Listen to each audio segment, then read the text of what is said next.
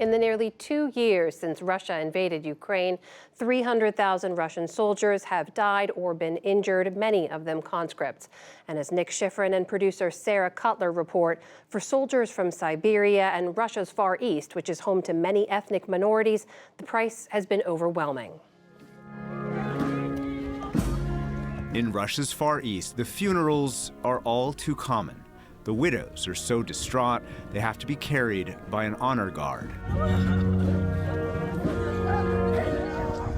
And the cemeteries are filled with soldiers, many of their graves freshly dug.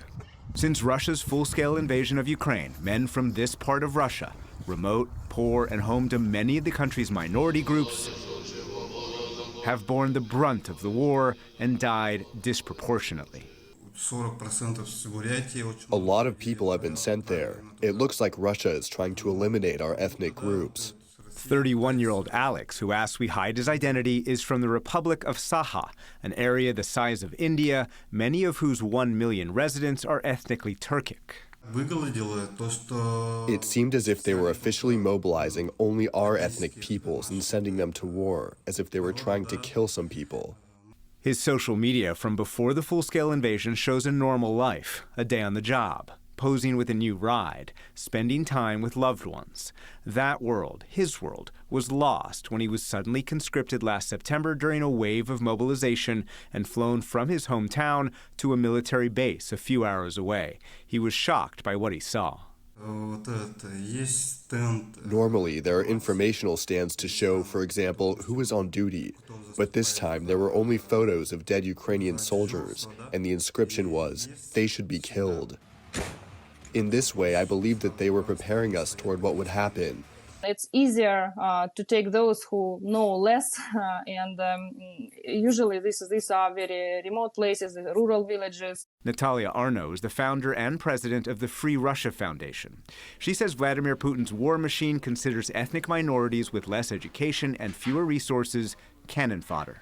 The more remote they are, the less information they can get, the less human rights organizations working with them and advocating for their rights. The BBC found that 6 of the 10 Russian regions with the highest mortality rates in Ukraine are located in Siberia and the Far East, and that men from Buryatia, a Russian republic whose residents are descended from Mongols, are 75 times more likely to die than men from Moscow. When Putin's Russia attacked Ukraine, it's definitely a genocide, very tragic genocide of Ukrainians. Simultaneously, inside Russia, there is an ethnocide of ethnic minorities. Arno is half Buryat and says minority recruitment is just a crescendo of decades of discrimination. It was impossible to learn my own language, Buryat language, in schools when I moved to Moscow, and I couldn't afford to allow my son to use the Moscow metro, for example. It was very dangerous, and that's why I can relate to all these ethnic minority groups saying, like, it's not our war. You are not treating us as normal citizens of Russia. We cannot even be safe in the capital of our country.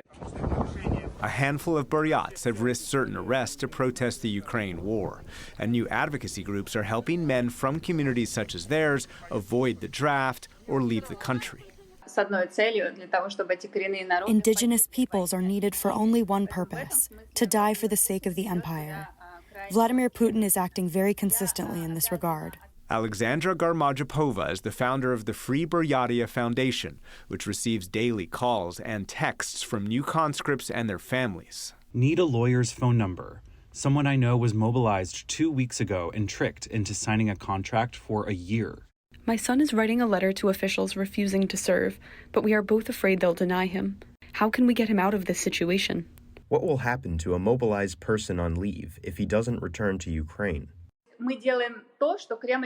We explain to military personnel how to terminate their contracts. We are doing what the Kremlin considers most dangerous. We explain to people what their rights are.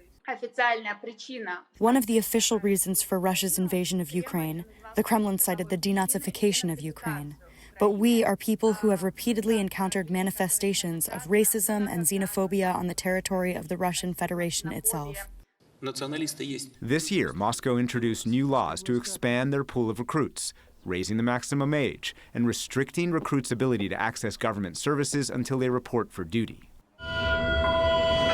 And the government launched a campaign to try and convince more Russians to sign up, including ads on TV that suggest soldiers, not civilians, are real men. And Moscow increased soldiers' pay, often appealing to Russian minorities. As for Alex, days after he was mobilized and arrived on base, he crawled under a hole in the fence and into a taxi. He sped to the airport and got on the first flight he could to Kazakhstan, where he still lives today. He's safe, but stuck in limbo. He lives incognito with a Russian criminal case for desertion hanging over his head. I don't do anything. I don't have official employment right now. There are 17 people like me with criminal cases opened. All of us, we're just hoping that some countries will give us asylum. Until then, he waits, knowing he has at least avoided the fate of so many fellow minorities who fought in Ukraine. For the PBS NewsHour, I'm Nick Schifrin.